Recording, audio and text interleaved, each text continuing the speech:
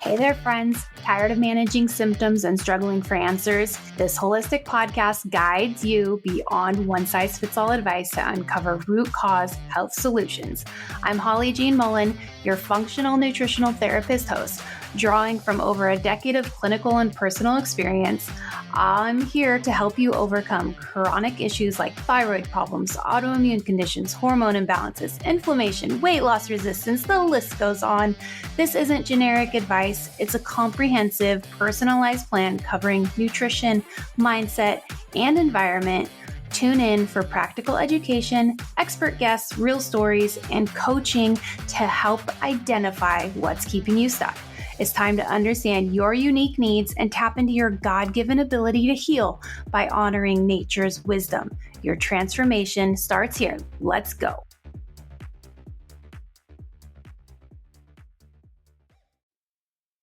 Imagine buying your dream home only to realize that the brain fog, headaches, sinus issues you've been battling were never just allergies. They were coming from inside the house. Welcome back to the Real Health Transformations podcast. In this episode, I am excited to share one of my favorite topics and top FAQs.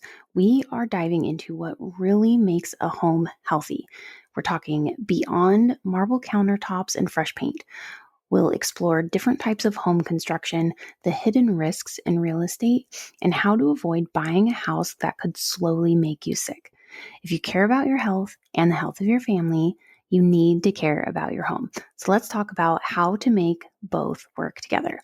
First, we have to understand holistic homes and holistic construction, or just construction in general.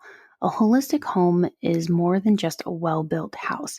It's a living environment that supports your health, your longevity, your sustainability, and also your lifestyle goals and priorities. The definition can vary depending on homeowner, contractor, designer. So it's important to define what a healthy home means to you before building or purchasing. Let's go over the different types of home construction because I think that'll really just kind of help set the stage here. First, you have production homes. These are built quickly, like often within 6 months. They are in master planned communities. They have limited customization options. Buyers choose from a few preset floor plans and materials, making quality control and personal input as the buyer pretty minimal. Then there are semi-custom homes. This offers more choice in design and materials. These are usually built within 8 to 9 months, and buyers are able to select finishes. They can go to the design center and pick things out and kind of make it a little bit their own, but the options are still limited. Custom homes, these are tailored homes that are designed from scratch. These can take a year or more to build. The homeowners work with a design team, an architect, a contractor to ensure the quality, material selection, and there is oversight. Then we have renovation projects. This involves updating an existing home, and it could be from minor remodels, like think of a kitchen or bathroom, to full-scale renovations. Sometimes you hear taking it down to the studs, right? And this could be like for older homes. And then existing homes, this is previously owned homes that may have undergone renovations, though the quality of the past modifications might be unknown. So, a healthy home construction, let's kind of break down the pros and cons of each of these. When it comes to creating your home from a health point, not all construction types are created equal. When we're looking at production homes, these are the fastest and most budget friendly, but because they rely on speed and standardization, materials are often lower quality. Ventilation systems are basic, and you have little control over toxins like VOCs or EMFs. Semi-custom homes, these offer a little bit more breathing room, literally and figuratively, since you can usually choose low toxin flooring or paint, but your options are still limited to what the builder allows. Custom homes, these would be a gold standard for health conscious living because you get to choose everything from non toxic materials to smart wiring layouts to water filtration, mold resistant insulation. But the downside is time. It can take longer, budget. It could be more expensive depending on the customizations, and decision fatigue because you're having to decide for every little thing. Renovation projects, these can be a great opportunity to fix what's broken, but you're also uncovering and perhaps inheriting some unknown issues, especially when it comes to mold, asbestos, or some outdated electrical. Existing homes, this is all about the detective work. With the right inspections and a healthy home assessment, they can be purchased safely, but surprises do come up. They're not uncommon, and retrofitting for health can get pretty pricey pretty fast. So, the bottom line here is that there is no right or wrong answer here when it comes to home type, but generally speaking, when we're looking at new construction and buying an existing home, the more input and control you have during construction or remodeling, the easier it is to align your home with your health goals. So let's talk about what your health goals are and how do you even define those? So there is no single formula for building a healthy home that is optimal for everyone. If someone is generally healthy, they will benefit from a wide array of solutions. Each person with sensitivities from mild to severe, this is unique in each situation. Understanding cause of illness, if known, that can be helpful in determining areas where extraordinary caution must be exercised. And before committing to a home, it's essential to really prioritize key features based on your needs and health concerns. Some examples here would be if you're recovering from mold illness, your top priority may be water damage prevention and humidity control. If you're focused on air and water quality, you may want to prioritize filtration systems and low toxin materials. For EMF sensitivity, mitigation strategies like shielding or wiring choices may take precedence, or living a further distance outside of town. Since no home will be perfect in every category, creating a hierarchy of needs ensures that the most critical elements are addressed first.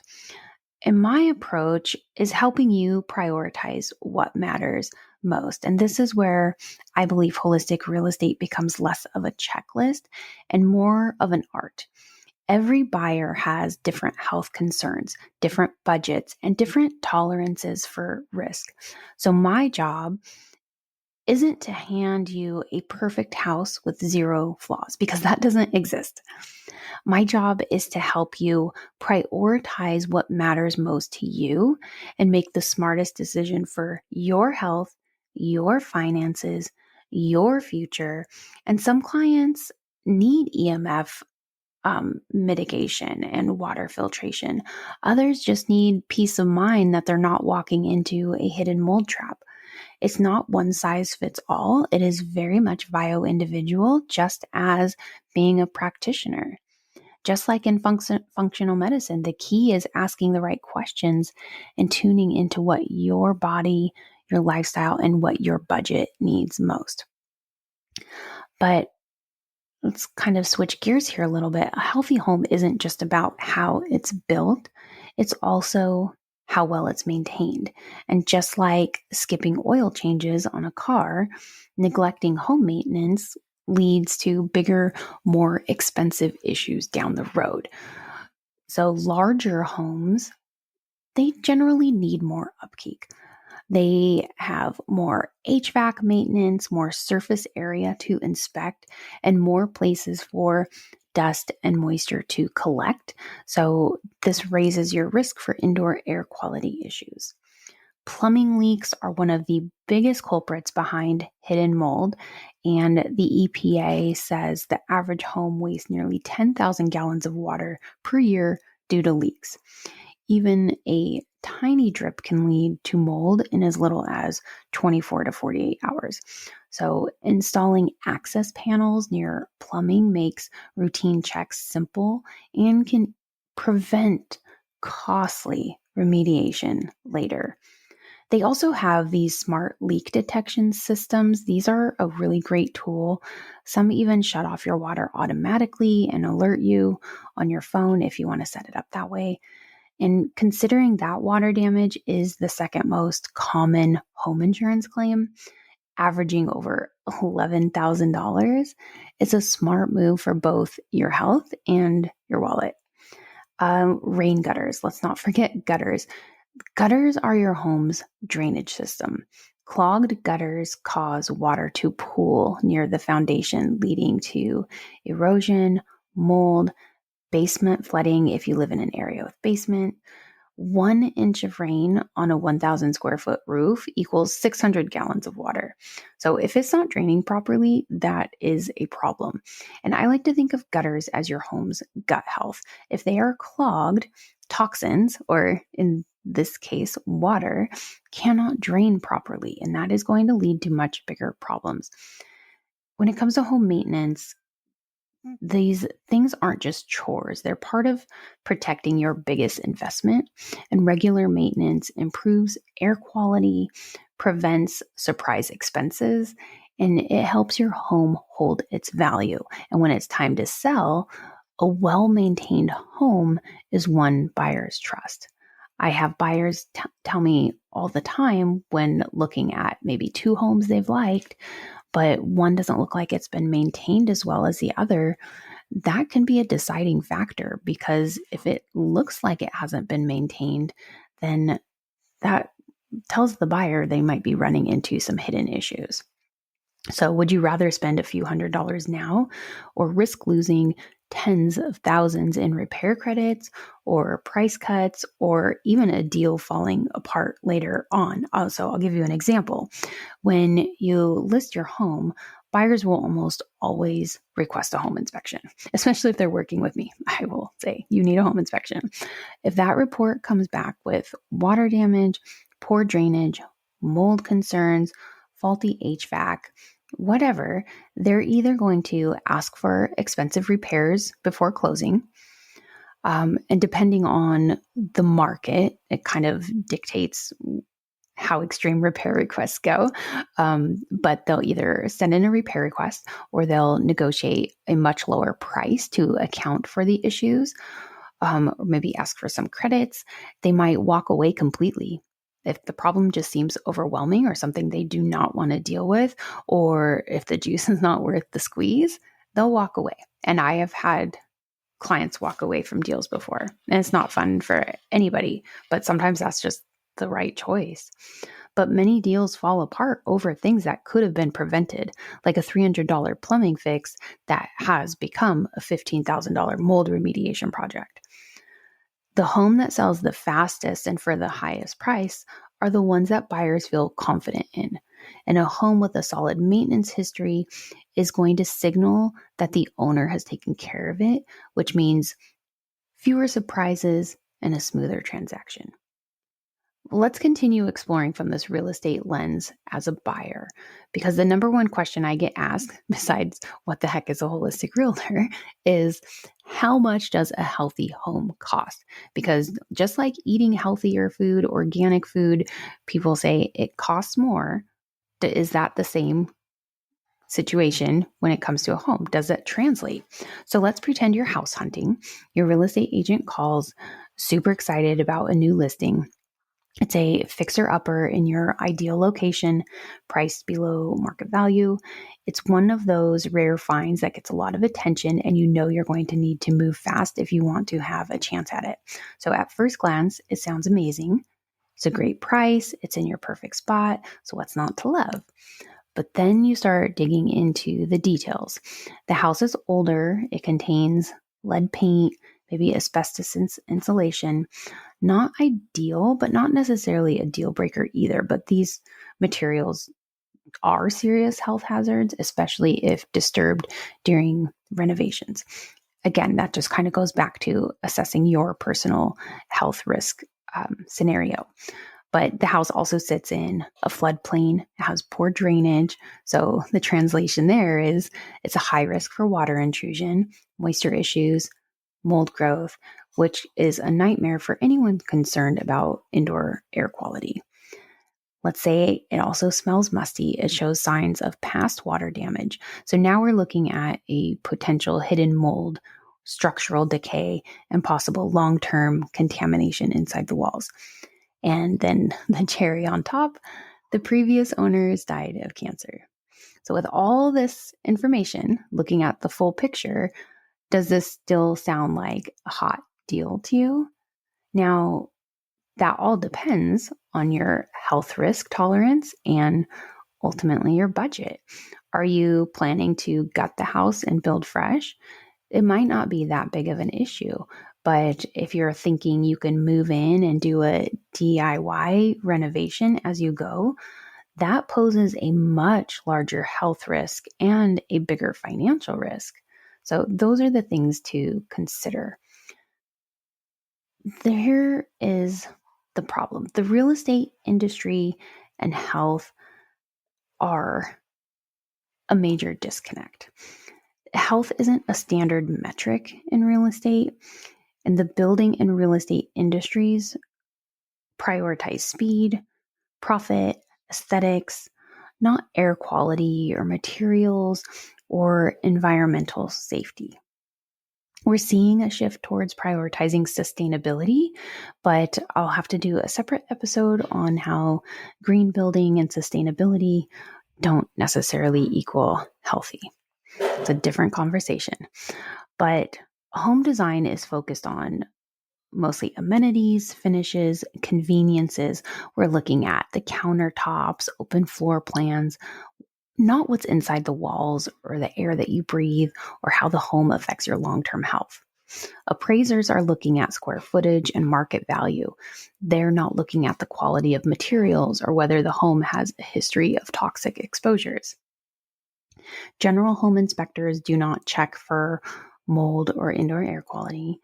Real estate agents are trained to highlight a visual appeal.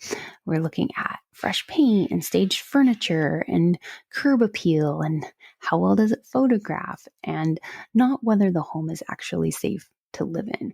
Most realtors focus on making the deal happen. They want to get you in fast. They want to get the house sold.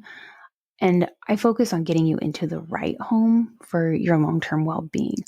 I recently worked with a client who almost purchased a home that seemed perfect, one of those perfect on papers. We did a deeper assessment. We found moisture damage and mold issues that were not visible. And so they walked away, and we found them a healthier home that didn't come with a $80,000 future remediation bill. And this is why working with someone who understands both real estate and health is crucial, because your health is priceless. The reality is, most of what makes a home healthy isn't visible to the naked eye.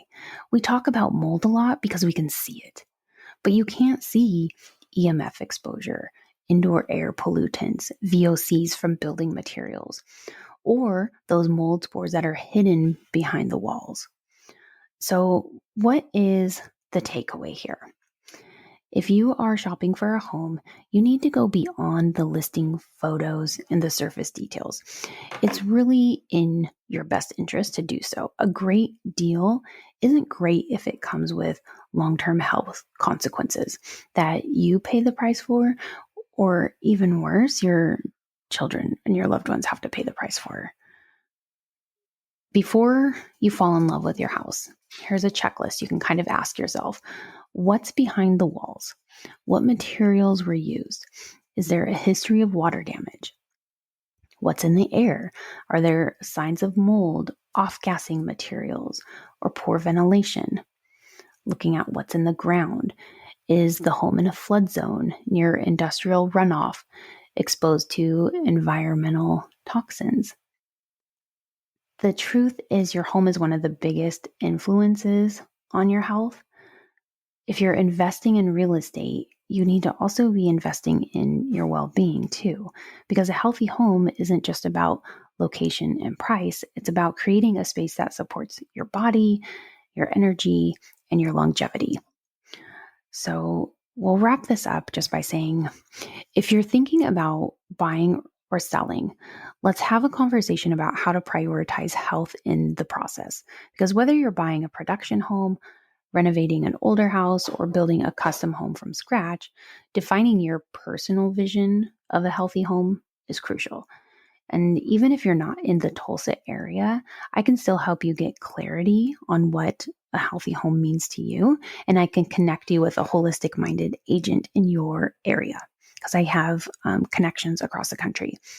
So establishing those clear priorities, incorporating smart design choices, and committing to regular maintenance once you're in your home, that will all help ensure that your home remains a safe, supportive environment for years to come. So if you have questions about home health, just send me a DM on Instagram. I don't have a bot that answers those. That is me. And let's book a conversation. Let's talk about it. I love helping people find homes that support their long-term well-being. And at the end of the day, your home should be more than just something that looks good. It should support your health, your energy, and your well-being. So whether you're buying, building, or maintaining your current home, I really hope that this episode has given you some new insights into what makes a home healthy beyond what meets the eye. And as you start thinking about your next move, just remember your home is your foundation. It is where you rest and breathe and heal. And so the choices that you make today will shape the environment for you and your family to live in for years to come. If this episode resonated with you, please share it with a friend, a family member, or anyone who's house hunting or renovating, because too often health is the last thing considered in real estate when really it should be the first. And if you're looking for guidance on how to find or create a home that supports your well-being, I'd love to connect. So again, just reach out, ask any questions, and learn more about working with a holistic home specialist like me. So thanks for spending this time with me. I'm glad you're here. Until next time, take care, trust your instincts, and remember, health starts at home.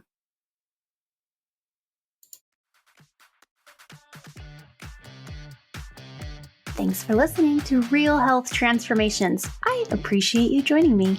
If you found value in what we covered today, I'd be grateful if you could leave a review on your podcast platform of choice. It really helps spread the word and just helps me get the show out to more people and lets more people find us. And if you'd like to submit a question for me to answer on a coaching episode or to apply to be a live guest on a coaching episode, check out the show notes on how to contact me for that. The show is for educational and entertainment purposes only and is not intended as medical advice. As always, please consult your trusted doctor or medical professional before making health and lifestyle changes. I'll catch you next time on Real Health Transformations.